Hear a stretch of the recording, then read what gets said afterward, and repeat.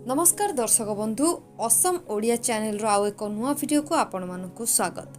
आज जानिबा धनिया चाषर संपूर्ण विवरणी संपर्क रे।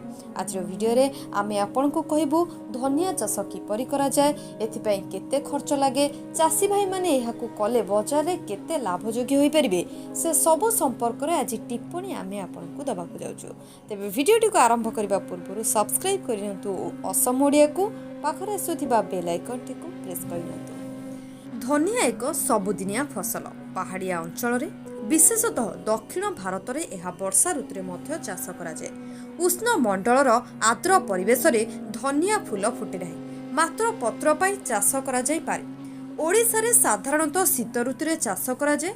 टाण खरा पाग धनिया गछर वृद्धि और मंजी उत्पादन पर एकांत आवश्यक होता है। तेबे आसंतु जानि रखिबा एही धनिया चाष करिबा पई मृत्तिका, किसम, चाषर प्रणाली, सार एवं रोगपोक संपर्क रे। प्रथमे आमे कथा हेबा मृत्तिका। पटु, आलुवियाल एवं कला माटी रे धनिया चाष भल हुए। बाली माटी रे ए फसल उधाय नाही, तेणु करी एही माटी आपनको धनिया चाष पई बहुत भल रहइबो। किसम रही CO1, CO2, CO3, स्वाति, साधना, लाम सिलेक्शन, यूटी। आ बुणार समय रहिबो जून रु जुलाई नहले अक्टोबर रु नवेम्बर मास। चाष प्रणाली विषय आसंतु आलोचना करिबा। जमी को भल भाबरे चाष करी माटी गुंड करी शेष ओड चाष रे हेक्टर प्रति 20 टन सढ़ा कंपोस्ट खत प्रयोग करंतु। 15 वर्ग मीटर छोट पटाली करी चारिपटे पानी नाली छाड़ंतु। हेक्टर प्रति 15 किलोग्राम विहन को थीराम बा कैप्टन रे विशोधन करी 10 रु 12 घंटा पानी रे भिजाई छोट छोट पटाली रे 25 रु 30 सेंटीमीटर व्यवधान रे धाड़ी रे बुणंतु। विहन बुणा परे परे पटाली गुड़िक नड़ा रे घोड़ाई रखी प्रतिदिन जल सिंचन करंतु। 10 रु 15 दिन मध्य गजा हो जिबा परे नड़ा बाहर करा जाय। आसंतु एबे जानि रखिबा सारर प्रयोग। शेष ओड चाष हेक्टर प्रति 10 किलोग्राम जबखारजान और 40 किलोग्राम फस्फरस सार माटी मिसा जाए। आ बुणीबार 1 मास पर 10 केजी जबखारजान सार को आपण प्रयोग करें। अंत चाष बुणीबार 1 मास बेलू प्रति बुदारे 2 रु 3 टी गछ रखी सारी बुणी गछ घास बाची माटी खुसाई देवा आवश्यक।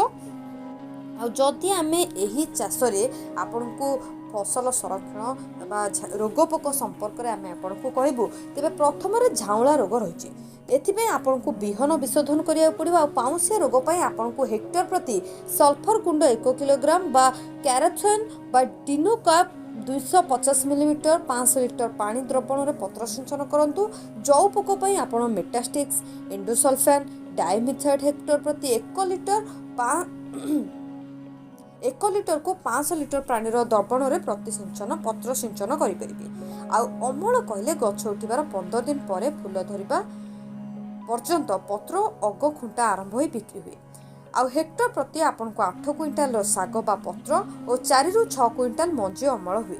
तेरे देखो परिबा किणवा को गला बेले धनियार आवश्यकता समस्त को पड़ी था। समस्ते धनिया पत्र को खोजती, तेणुक सबू परिबा सहित चाषी भाई माने धनिया पत्र को बिक्री करने को बाध्य होता, आवश्यकता रही है। तेणुक धनिया को जदि एक बड़ आकार में करा जाए आ धनिया को ही ध्यान देकी धनिया चाष को करा जाए निहाती लाभजोग्य हो पारे।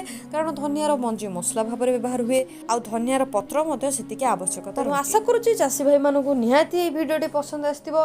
तेरे असम ओडिया नुआ वीडियो को आपण मानू यदि भल लगी निहाती लाइक करंतु, कमेंट करंतु, शेयर करंतु। आगामी वीडियो पाई आम सहित जोड़ी रही था। से पर्यंत मु रहिली, नमस्कार।